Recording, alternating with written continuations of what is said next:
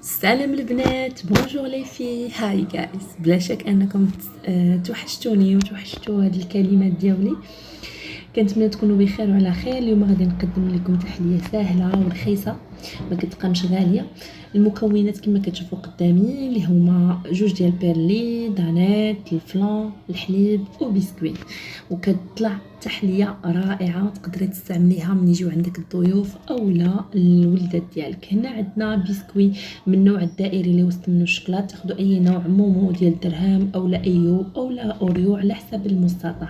عندنا بيرلي جوج، دانيت واحد، الكراميل على حسب الذوق تقدروا ديروا شوكولا، و باكي ديال بسكوي ديال الزبده. اي بسكوي هنا استعملت بوغ، تقدروا تستعملوا ماريا ولا اي بسكوي.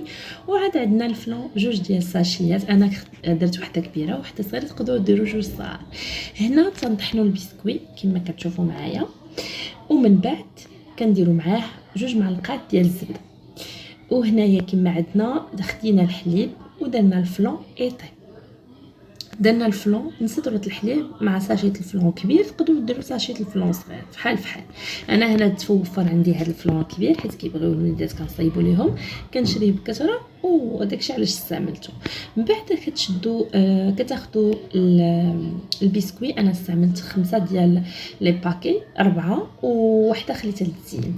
4 ديال لي باكي ديال الدرهم، يعني 4 ديال الدراهم. من بعد ديال مومو، انا استعملت مومو.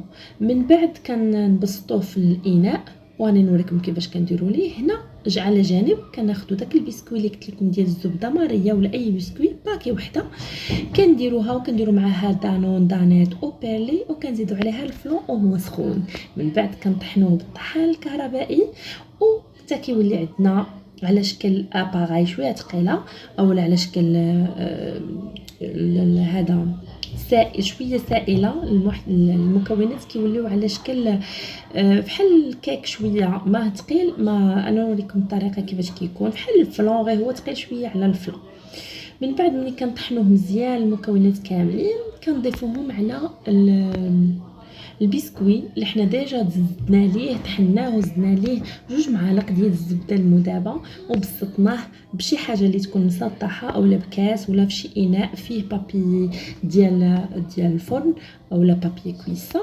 ومن بعد من بعد البنات غادي تستعملوا كما قلت لكم هذاك لاباراي، غادي تصبوها على الخليط بهذا الشكل هذا، وغادي تخليوها حتى تقبض في راسها، وغادي تزينوها بهذا البسكوي اللي درناه هنايا كما كتشوفوا معايا. زينت بالباكي اللي بقات ليا حيت شريت 5 وبقات ليا وحده هي اللي زينت بها بهذا الشكل هذا. غير مومو استعملت انا مومو، تقدروا تستعملوا اي بسكوي. زينت ومن بعد درت الطبقه الثالثه اللي هي عباره عن فلو، ساشي ديال الفلو مع كاس ديال الماء ومعلقه صغيره. من بعد ما كيغلي كنضيف معلقه صغيره الزبده. اذا هنا كما كتشوفوا كنضيفوا بشويه بشويه باش ما يتخسرش لينا الفلون ديال الطبقه الثانيه ديالتنا اللي هي فيها الفلون دانون. كنبقاو نضيفوه بالملعقه. تقدروا تغطيو هذاك البسكويت، تقدروا تخليوه بلاش. انا هنايا انا غنوريكم حيت هنايا خليته بلاش، ولكن الا بغيتو تغطيوه باش يكون طري كتصبوا على البسكوي حتى هو. اذا هنايا كما كتشوفوا معايا كنصب جميع الخليط اللي بقى عندي، ومن بعد غادي ندخلها الثلاجه تبرد حتى تقبض في راسها. راه كتجي رائعه هاد التحليه البنات صدقوني، وهي رخيصه وما فيهاش تعب بزاف. كتوجد في الحين، ما فيهاش بزاف ديال المكونات وما كتحتاجي فيها لا فرن، وهي اللي كتصلح في هذا البرد في هذا اللي كتصلح في هذا الصيف، يعني باش تبردي بها كتكال بارده زوينه بزاف وغتعجب الوليدات ديالكم. لا عندكم وليدات وتعجب الكبار والصغار صراحه. وبالنسبه للنكهات اولا اللي استعملت، انا استعملت الفلون الوسط ديال الكابوتشينو مع الحليب وضفتو